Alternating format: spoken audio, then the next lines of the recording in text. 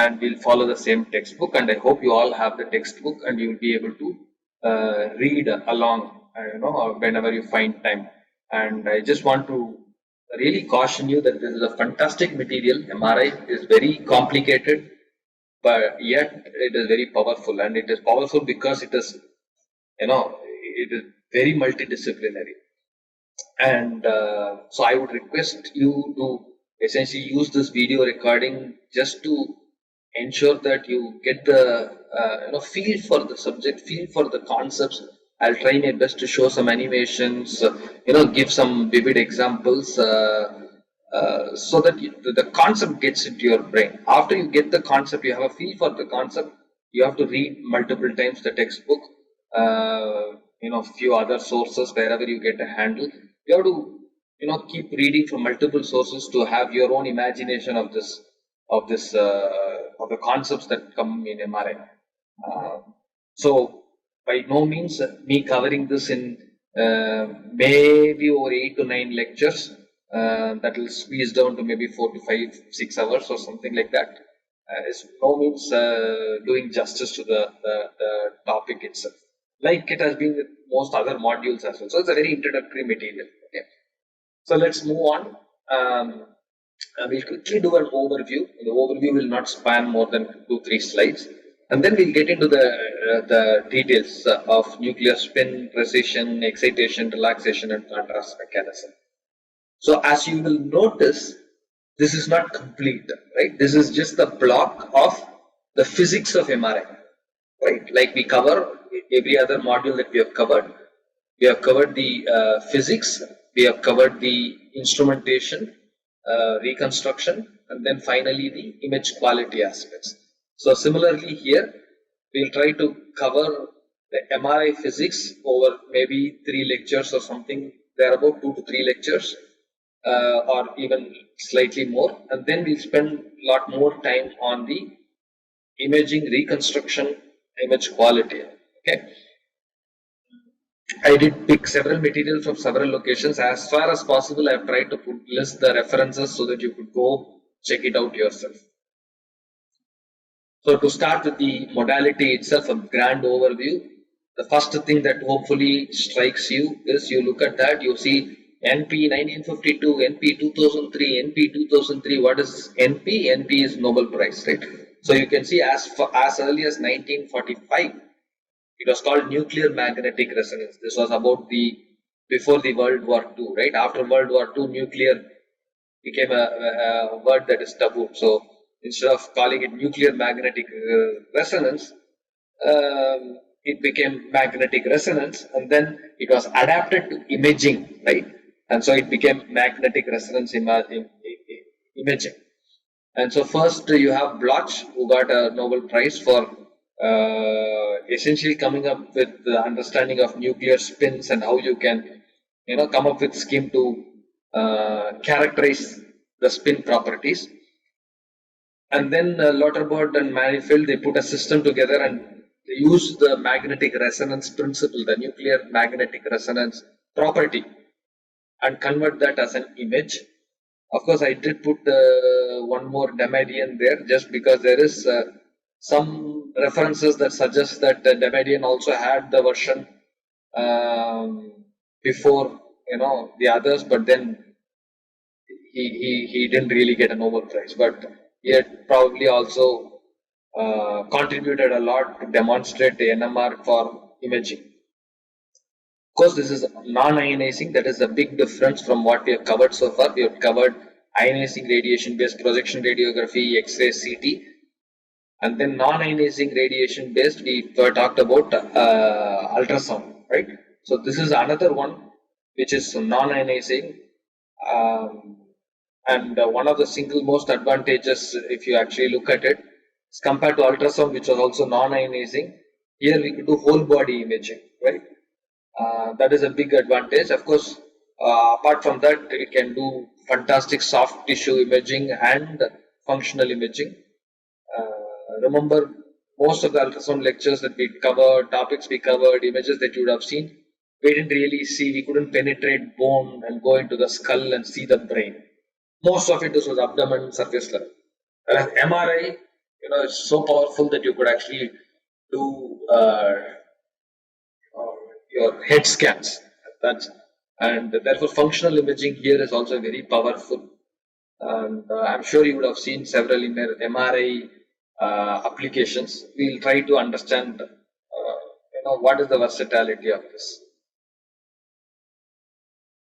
So first, it provides a high resolution anatomic structure, and compared to your X-ray CT, here you could also get very good soft tissue contrast. Remember the figure 1.4 that is shown. This is the same figure we started looking at when we did X-ray CT, as well as um, in the introduction class we also talked about PET spec, the C image that you see, and of course the MRI. So now what we will attempt to do is, yeah, we knew from before MRI probably had very good contrast of distinguishing several different soft tissue within soft tissue, unlike CT, which was very, or X-ray based, which was very good with the bones, right, especially. And then it has no exposure to harmful radiations, but most importantly, it is very complex system, and therefore, access to it is very difficult. It needs dedicated setup that all pushes the access and cost. And of course, patients who go into that big gantry that you would see, it could be claustrophobic, and so patients could feel uncomfortable because the data acquisition takes more time. And this is not, I mean, this is being addressed at several levels. It is becoming, the data acquisition is coming down, but still it's one of, not anywhere comparable to your ultrasound where we did 30 frames per second or 40 frames per second frame rate. So here is an example image that is, top row you see A and B, you see the X-ray image, bottom is your MRI. And what you see and what you don't see both tell a big story. What you see in the top row is if you see the bone, nicely you could get the shape, size, you could see the bone. If there was a crack, you could find out. So X-ray had its role. But look at the images in C and D, which is from MRI. Not only do you see the bones, you also see the tendon, you see the meniscus, you see the muscle, you see tissue, you see a whole lot more than what you saw in the X-ray image. And not only that, the quality also seems to be very good. So what we would like to do is, okay, you do see a lot more, but you really do not know at this point of time what it is, right? Looking at the image, you say, yeah, it's very good compared to the top A and B, C and D are good. You are able to see much more. But what is that much more? We really do not know, in the sense that the top, you know what is white, what is black, what is gray. Right? You know the units. It's nothing but related to the X-ray attenuation coefficient of the material at that location. That is what you are seeing. Whereas here, you really do not know what physically that white or gray or black means. So the goal that we started asking ourselves at the beginning of the courses, what do you see? You see whatever you want to see. What is that we want to see in MRI? That's what we will uncover in the next several lectures. Okay. So first and foremost, we'll start with the basic concept, nuclear spin. What is a nuclear spin? We talked about atom, nucleus, electrons, protons, all of this we did in the X-ray physics that we started. So we were restricting ourselves to the electrons and the behavior of the electromagnetic energy or X-ray energy with your electrons was exploited in X-ray based imaging. And that time we mentioned about something about the nuclear, right? We said nuclear medicine, right? PET, where we talked about radioactivity. Essentially, the signature comes from the radioactive decay that happens at the nuclear. So that was nuclear medicine. Here also we are talking about nuclear spin. So that means it gives you a clue. Nuclear, when we talk about here, we are interested in the nucleus part of the atom. What is there in the nucleus? You know that. What is that? It is neutron and protons. Neutron don't have any charge, so protons has positive charge. So when we talked about electrons, we talked about electrons spinning around the nucleus in shells, K shell, L shell, M shell, N shell, all those things. What happens to the proton itself? Is it just standing there? No. The protons which are positively charged are also spinning about its axis. So to just recollect, we know nuclei consist of protons and neutrons, and so nucleus is actually positively charged, and we know, and the spinning is an intrinsic property. Like you have charge, you have mass. Spin is also a very fundamental property, and it turns out that spins can be in multiples of half. That means it can be multiples of half. It can have a positive spin or a negative spin. What does it mean? You can have clockwise spin or anti-clockwise spin, right? So when you have a charge that is spinning around, you can start to imagine that as nothing but a current loop, right? What happens? Why are we interested in imagining this to be an equivalent of a current loop? The moment you have a current loop, that is, you have a charge that is moving around in circles, then you would expect you will have a magnetic field associated with it. So this is the key. So you have nucleus. The nucleus has protons which are positively charged. The protons are now spinning. So if you view that as a charge that is doing in circular loop, that is nothing but a current loop. That means you would expect to have a magnetic field that is there present along with this charged particle that is spinning. So it produces its own magnetic field, however small it is, right? So what happens when you have a magnetic field and you subject that to an external magnetic field? Well, you may not expect anything if you really don't connect it, right? So where else have you been exposed to a magnetic field and external magnetic field? Your simple bar magnets. Take your magnets. You would have seen the 8th standard, 9th standard experiments. You take a magnet and place it on table. What will happen? It will try to align to external field. What is the external field here? Your Earth's magnetic field. So you have a magnet. You leave it in the presence of external magnetic field, which is the Earth's magnetic field. What do you see? It is actually rotating, right? It is experiencing a torque so that it now aligns itself to the Earth's magnetic field. So naturally, that means if you imagine all your nucleus is having spin, it is charged and it is spinning, therefore it has a tiny magnetic field. If you subject this tiny magnetic field to an external field, you would expect the same thing. That is, the spins should experience a torque so that it becomes in alignment with the external field. Okay. So before we proceed, just imagine. So this is what we are talking about. We have multiple of these, many of these in our tissues. You have a spin charged particle, so you have a magnetic field. Okay, a vector. So I said you could imagine that it is very similar to a bar magnet. A bar magnet has a north pole, south pole. It has magnetic flux lines, so it will align itself to the Earth's magnetic field. Likewise, you have your charged particle that is spinning, so you have a magnetic moment vector mu. So each nucleus has a magnetic moment mu, which is parallel to its spin axis, right? So you have, if you want to really imagine, you imagine, like we always say, right? I've been saying the X-ray part, I told, imagine yourself as nothing but distribution of mu. Mu there was your X-ray attenuation coefficient to X-ray energy. So you are just distribution of mu. In ultrasound, we said we are just distribution of acoustic scatterers. Here I am saying we are nothing but distribution of this magnetic moment vectors. So we are just spinning charges all through the body. So the good news is, since we have so many of, what are we composed of? Water. So that means you have H2O. So you have two hydrogen nucleus. So you have plenty of hydrogen. So for all practical purposes, we will imagine that you have hydrogen nucleus is all spinning all over the body. You have several localized places, and each one has its own tiny magnetic field. So what does basic principle of MRI do?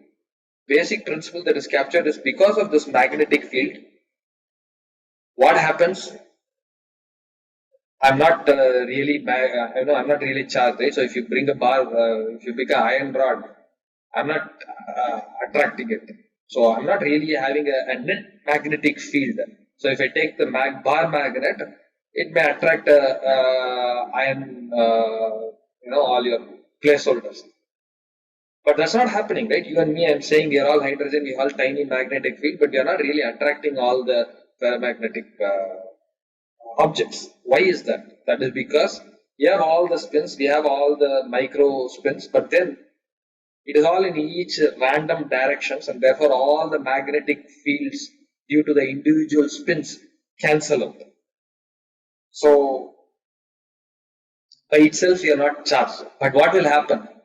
If I take this hydrogen, it processes a spin, but it is all over the place and therefore it is getting cancelled. So I don't have a net magnetization.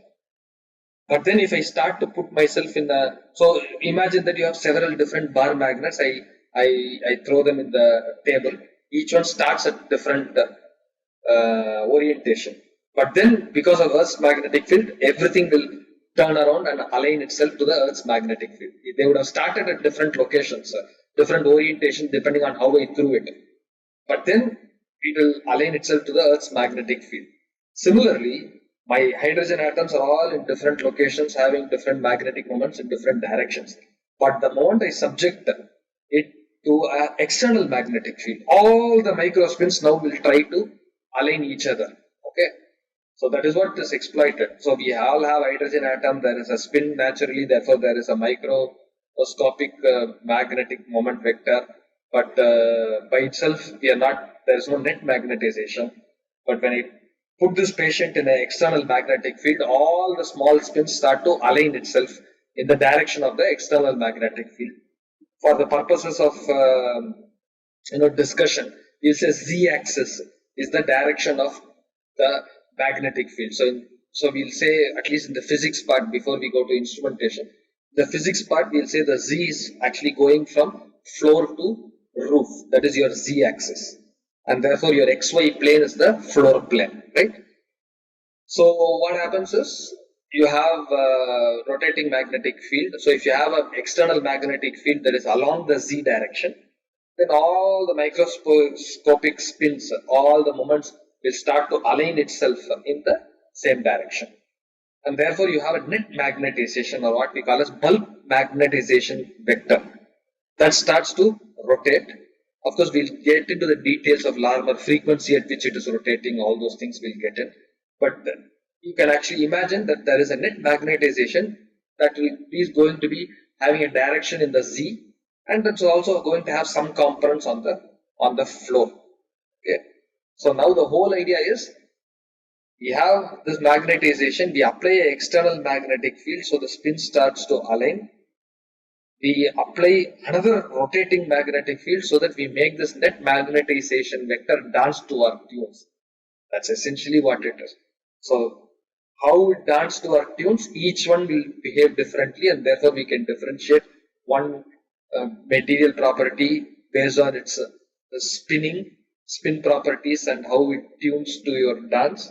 How it dances to your tunes to the other location which does not. So the spin property, right? What are those? We'll look at it. Is what is changing from location to location, and we are trying to characterize the spin property and trying to distinguish one location from the other location. That's what we do. Because here I've stopped with the NMR, which will be the physics part of it. How is the signal, starting with the signal, how do we make an image, will be in the second part. I think this is a good time to stop to